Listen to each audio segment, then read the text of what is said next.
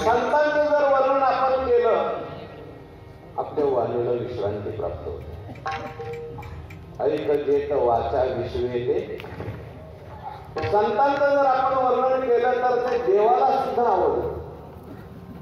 ऐका बरं, कदाचित तुम्ही देवाची सेवा केली आणि संतांची केली नाही तर देवाला भार वाटे, अवघा भार वाटे.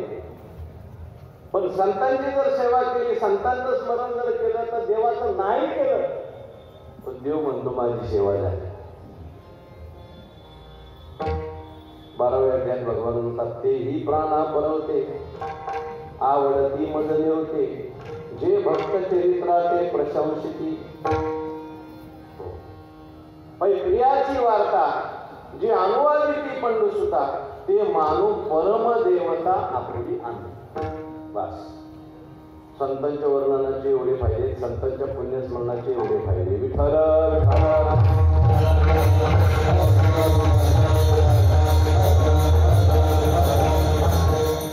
महाराजांचा पुण्यतिथी उत्सव आहे. निश्चितच आपण त्यांचं जर स्मरण केलं तर त्यांची जी योग्यता आहे ते हळूहळू आपल्याला दिल्याशिवाय राहणार.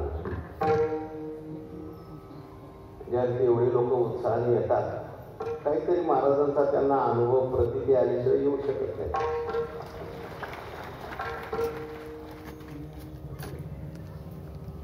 म्हणून आपण त्यांचं पुण्यस्मरण करायचं. अभंगामध्ये तुकाराम महाराजांनी संतांचं वर्णन केले. या अभंगामध्ये तुकाराम महाराज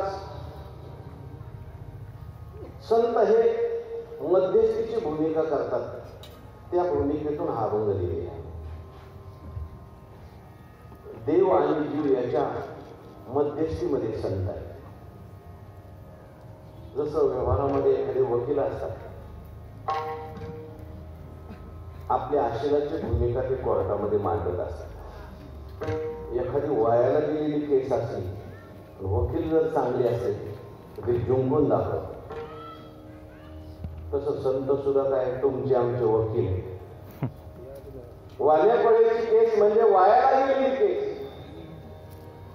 पण हातात आली ती नारद महर्षी नावाच्या वकिलांच्या. आणि वाल्यापडेचे कोण झाले? वाल्मिक ऋषी. अशी कितीतरी वायाला गेलेली लोक आहेत, पण संतांच्या आश्रयाला आले, चांगली झाली. विठ्ठल